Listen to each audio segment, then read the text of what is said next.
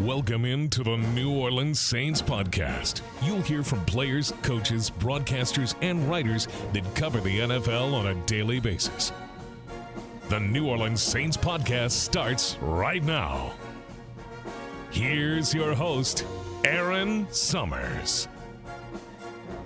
Welcome into the New Orleans Saints podcast. I'm Erin Summers. The Saints hit the indoor facility today because of the rain, although they will be playing outside at Arrowhead on Monday night. You know, you got to do what you got to do. Hopefully tomorrow they'll be able to get back outside on that natural grass so they can best prepare for that outdoor stadium, their first one they've had this season. Injuries are once again hitting the Saints offensive line. Right guard Cesar Ruiz and center Shane Lemieux have not practiced yet this week.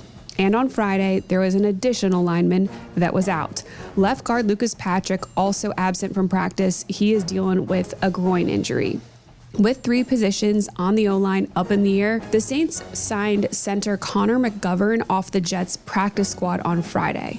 McGovern is in his 8th year in the league. He's played 78 of 102 career games at center, including 7 starts at center last season with the Jets before he suffered a season-ending injury. So that experience that he has should help him slide in seamlessly if needed. With the injuries and the need to assign additional players, unfortunately, it is just a part of how things work in the NFL. The Saints opted to waive second-year wide receiver A.T. Perry. Perry had 12 receptions for 246 yards and 4 scores in 8 games played last season. This season, Perry had dealt with hamstring and hand injuries and had not played in the first 4 games.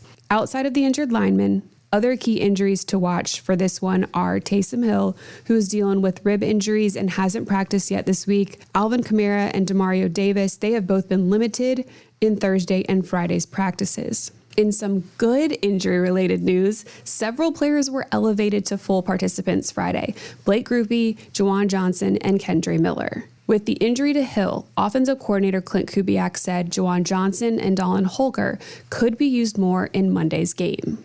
He's one of our best players, so we'll miss him when he's not available. But other guys got to step up, and we got plenty of guys that can do it. And again, that's an opportunity for Juwan. It's an opportunity for Holker. It's an opportunity, for 4-6. So no excuses on our part. Other guys got to step up, and that's what this league's all about.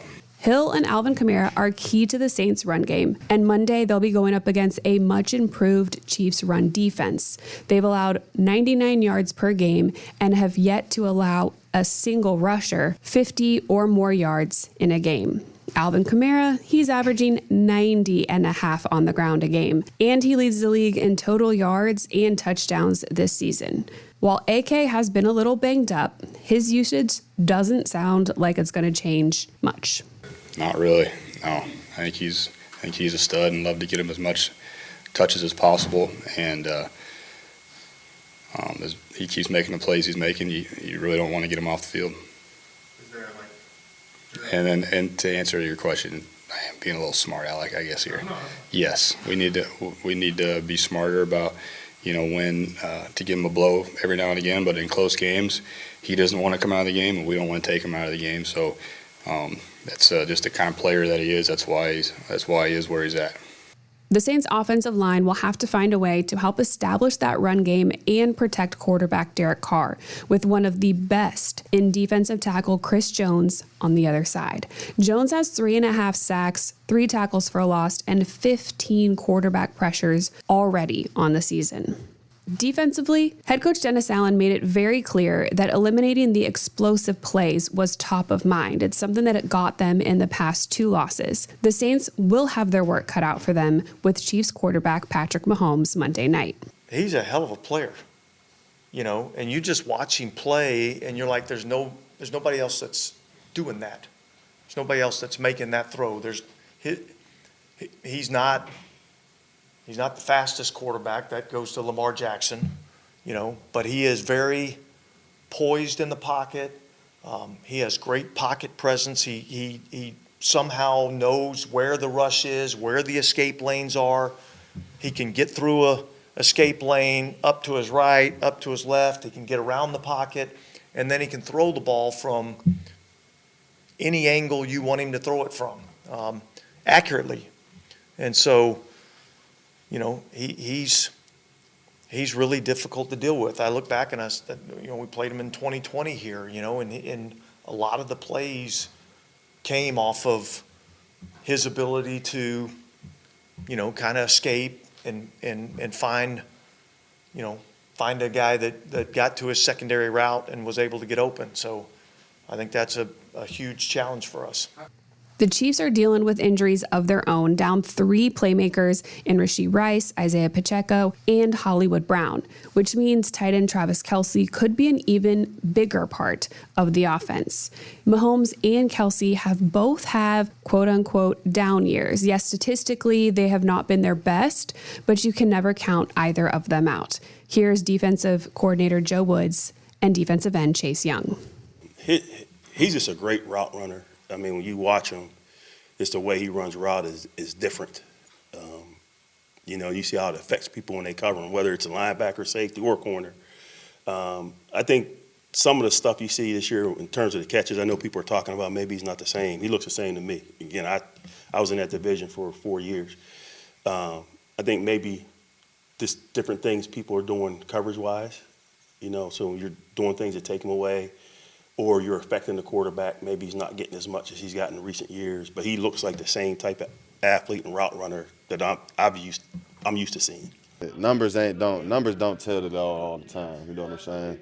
He gets open. He's a guy that you have to be aware of, and if you're not, he'll gas you. The Saints D has been aggressive. 12 sacks on the season, 8 takeaways, 6 of which were interceptions. They will be looking to capitalize on any Kansas City mistakes. For our guest today, we're taking it to Kansas City and reporter/analyst Pete Sweeney, who covers all things Chiefs. Pete, thank you so much for joining me on the New Orleans Saints podcast. It's always nice when we can, play friends for a few minutes, even though the team you cover is facing the team that I work for on Monday night. And it's a big game coming up. So thank you for joining us. How are you doing going into this one? Yeah, I'm doing well. And I think those comments kind of fit the theme, just considering the number of Saints that played for the Chiefs and won championships with Tyrann Mathieu and Colin Saunders and Willie Gay. I know that Willie Gay, his status is up in the air, but I'm sure that in that frame, there will be a lot of emotions coming back to Arrowhead on Monday night. We were able to talk to Colin Saunders yesterday in the locker room, and he did talk about just the environment that is there at Arrowhead. It's notorious for being very loud. On a Monday night, there's been a lot of primetime games there. What should we expect? Yeah, I think, well, on a normal Monday night, for example, I think that it would be rocking. I feel like any primetime game, especially at night, and when the team is playing well, which they've had for a number of years, obviously, you get the crowd. They get here early. I don't know how everyone gets off in Kansas City on a weekday, but they're out here. They're getting lubricated, if you will, and that carries into the stadium. And it seems like a big party. But what I mentioned that's special about this Monday night, and I think there's some extra just juice for this day, is the simultaneous playing of the Kansas City Royals, who haven't been in the playoffs in 10 years. So I think you'll have a lot of Chiefs fans that are really fired up for a lot of reasons. I'm sure that a lot of them will have the baseball game on their phone as they're playing the New York Yankees in New York. And I just think there's a little bit extra buzz in the city. We had usually gotten to this period of the season, last decade, and the Royals were just dead and buried, and the MLB playoffs were going on. But I just think sports in general, it's a big college sports town as well. You have, college teams and the football playing, and people are just very excited about sports in general. So I think it actually is going to add a little bit, even maybe more to the buzz than otherwise. It's good that things are still positive there, and there is a lot of buzz, because I know it's been difficult, especially on the injury front for the Chiefs this year. And adding to that with a wide receiver, Rashee Rice, being put on IR this week. Mm-hmm. So it's the top 3 playmakers for Patrick Mahomes outside of Travis Kelce. He will be without going into this game on Monday night.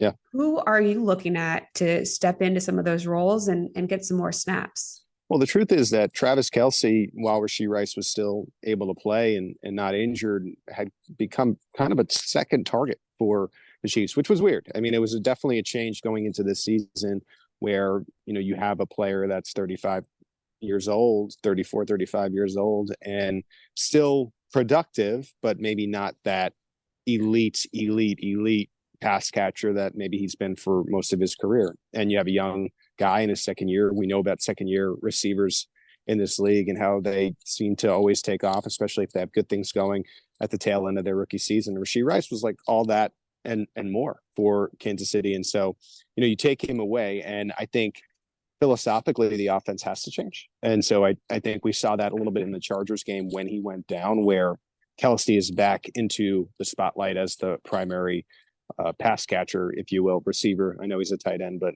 he's more so a receiver, I think, than anything else. And now you're looking, okay, well, what supplemental production can we have?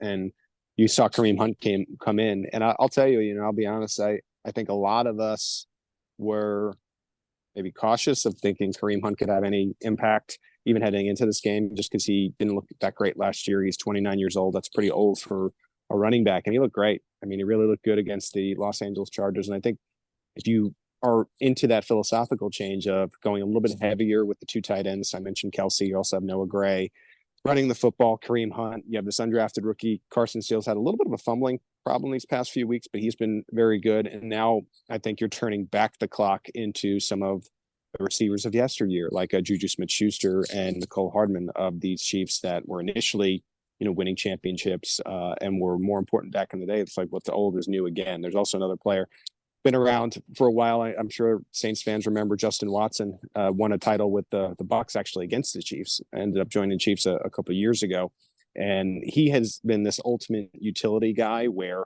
if a player goes down in a certain play, he's got really good grasp of the playbook. And now we don't know how long Rashee Rice is going to be out. I think we're still finding that out, but for the foreseeable future, he's going to have a role as well. So I think it's a little bit heavier, a little bit more of a possession game. And I know you asked about the offense, but it's more leaning on the defense. Like, let's keep these opposing teams to 10, 14, 17 points, and let's just see if the offense can do enough. Well, don't tell Alvin Kamara that 29 is old for a running back, because he would take offense. No, he looks great. I mean, I think we've all seen that. But yes, there are these, I think, outliers that you see every year that just can stay productive. Derrick Henry is another one. Like, Derrick Henry looks like the best running back in the league. So, yeah, your point is taken. These old running backs seems like old for the NFL, seem like they're having a lot of production this year. Definitely. You mentioned the defense. I do want to get to that, but before we kind of flip sides, Patrick Mahomes, people have kind of said, seems to be having a down year. Statistically, he's career lows almost across the board, 6 touchdowns, but 5 interceptions. What's looked different for him? Yeah, I think it's always, when you do what we do, like people are always looking for, we'll make it take. And I think it's a little bit on him, but it also, I think, is a little bit overblown because of, I think, the offensive line protection hasn't been as good, especially at the tackle positions. And the Chiefs started the year actually with the rookie left tackle, had to be replaced midway through a game with the Bengals because Trey Hendrickson was basically taking the food off his plate.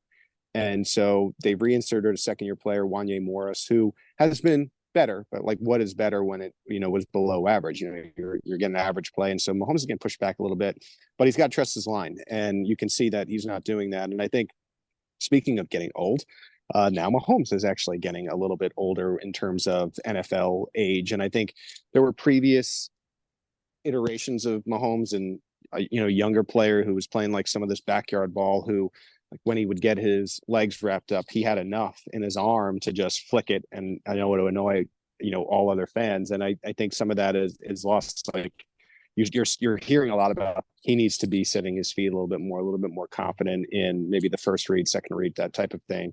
And it's just pure decision making. One of the stats I looked up that really surprised me was the fact that on these turnover worthy plays, which Pro Football Focus puts out, Jalen Hurts leads the league. I know Saints fans will like that with 11. Mm-hmm. And then it's Mahomes tied with 3 others at 7. And so a lot of it has been decision making. I think when you have injuries like the Chiefs have had, we mentioned Rice, but there's also Hollywood Brown and Isaiah Pacheco. Mahomes is putting the team on his back a little bit, and I think at times maybe incorrectly trying to make something happen. And to his point, if magic happens enough, sometimes I think you start to assume, well, magic is going to happen on every play. And it really hasn't been the case this year. He's put the Chiefs in bad positions. I mean, he has said it himself. There's a ton of accountability of like, I'm putting the defense in bad positions, and defense has been good even in those bad positions. And so I think it's pure decision making. Do I think this is a sign of, wow, now Mahomes is bad? Absolutely not. I just have seen him play too well to think that this will stick. But I think just this idea that, oh, Mahomes has fallen off, that's wrong. Can he play better? For sure. But there's other players that can play better to kind of alleviate some of the pressure that he's under. All of that being said, the Chiefs are still 4-0. Yeah. And all of their games have been close. They've been Yeah. in one-score games this year, but that's something that they're used to. I mean, they've won 7 straight now by 7 or less. So they have that ability, whether it's to come back or to finish in close games. And that's what championship teams do. What is it about this team that has allowed them to never be out of a game? Yeah, it's funny. I know they're 4-0, and there's only one other undefeated team in the NFL. And so, like, I think the parity is just, it's really incredible now in the league, where you're seeing, even in New Orleans' case, where the first 2 weeks they look like the offensive juggernaut, and then like you're wondering where it is. Like, I think the same thing can happen with the Chiefs. The Chiefs have kind of been getting by these first 4 games in close calls. I think to opening night, where Isaiah Likely's toe is on the sideline, and that would have probably been a win for Baltimore because they were going for 2 and the Chiefs were reeling it at that point. And you think of the last 5 games, like, I'm thinking back to the Super Bowl, the Chiefs could have really lost all those games. Like, they could have lost the Super Bowl and they could be 0-4 very easily. And so, you ask, what changes? I think in these big situations, Mahomes tends to play his best, but added to that this year, I think the defense has gotten some of that, where last game they needed to, have a stop at the end. They needed to hold the team to 10 points, and they've been able to do it. And I think if you're looking for the greatest reason the Chiefs are undefeated, it really isn't Patrick Mahomes and anything the offense has done. It's just that the defense, even despite trading away L'Jarius Sneed, has remained top 5, that top 3 upside. And so there's this lingering feeling, because Chiefs fans are always dissatisfied if it doesn't look perfect, which is crazy. But there is this lingering feeling that if the offense can just not turn the football over, maybe these games would be more at hand. I think the turnovers have been a big part of what has made them have these dicey endings. But between the defense and some of the things Pat and these reserve players have done, they've been able to win the games. Defensively, the team only allowing 18 points per game, and they have come up big in big situations. One of the areas that they seem to have improved on is their run defense. Yeah. How has that happened? I know it's something that they've been slow to get to usually in a season. Yeah, I think it's an emphasis for them of, from the beginning of the game forward, we're not going to let the running back beat us. Earlier in the podcast, we talked about how good Derrick Henry has been. I mean, he didn't really have a great game against the Chiefs. Bijan Robinson was among that in this last game. The Chargers couldn't get anything going. And so I think, emphasize that. You set the edge. I think they have really good run stoppers at the second level in a Nick Bolton and a Leo Chanel. And I think the philosophy generally for Steve Spagnuolo, who we're going to talk to later today in about an hour, is if we stop the run, you can make teams one-dimensional. Like you mentioned how great Kamara has been. They want to minimize touches. So, if you're able to stop Kamara early, you're able to give your offense an opportunity to get a 10, 14-point lead. I think the Chiefs want Derek Carr throwing the ball. And that really isn't anything on Derek Carr. I know it's been a little bit up and down recently, but I just think if they have a one-dimensional type of game set up, you're able to stop the run early. You're eliminating Kamara because they can't run the football as much. They can't do those short passes because they might need to score. And I think the secondary for the Chiefs has been a surprising strength. I think we all knew Trent McDuffie, who was an All-Pro last year, was going to be good, but there was a lot of question marks at the cornerback position. And Jalen Watson, the third-year cornerback, has been a really nice surprise. He's played at a very, very high level. So, you stop the run early with some of these great run stoppers. You have Chris Jones up the middle. You have a Derek Nottie, Mike Pinnell's another guy that's on an interior. And you set the edge, and then you create these situations where the team has to pass the football, which is what the Chiefs want. Mhm. You mentioned Watson. I know that position was kind of up for grabs throughout training camp, but it does seem like he's stepped in and solidified that starting corner role opposite McDuffie. He's 5 passes defense. So Yeah. not great news for the Saints, but who are you guys looking out for on the Saints and what they've done well? It's such a luxury that the Chiefs have developed here. L'Jarius Sneed was that player last year. He's now a member of the Tennessee Titans, where the opposing top receiving threat is usually isolated and diffused. And so, I'm a fantasy football player on the side myself, and I love me some Chris Olave.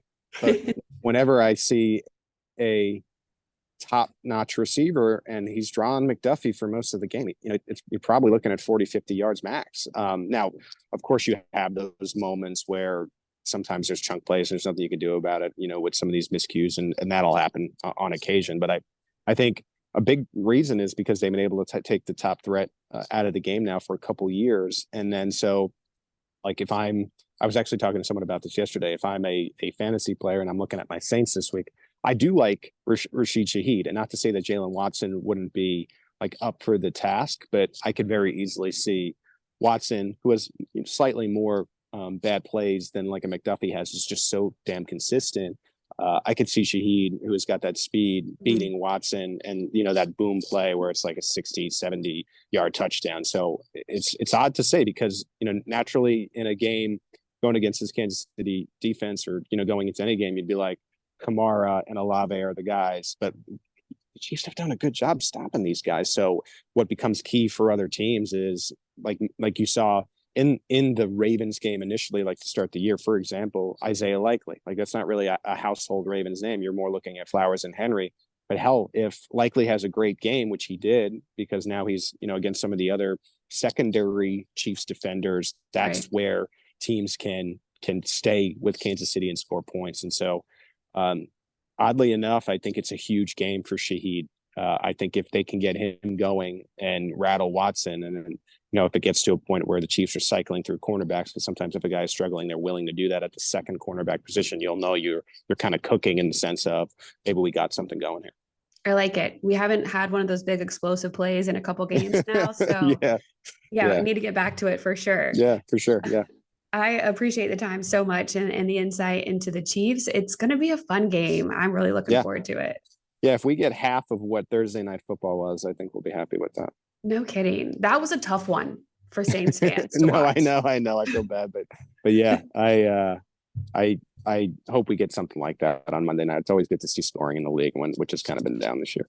Yeah, definitely. Well, thank you again, and good luck with coverage this weekend and on the game Monday. All right. Have fun. Appreciate Pete breaking things down for us. We have one more practice tomorrow before walkthrough Sunday, and then it's off to KC. So make sure you check NewOrleansSaints.com for any and all updates there on the injuries. Any sound we're able to get after practice, head coach Dennis Allen is slated to talk, so there'll definitely be that and any news of the day. As always, thanks for tuning in. Thanks for listening to the New Orleans Saints podcast. Join us 3 times per week on NewOrleansSaints.com, the Saints mobile app, or you can download the podcast on iTunes. We'll see you next time, right here on the New Orleans Saints podcast.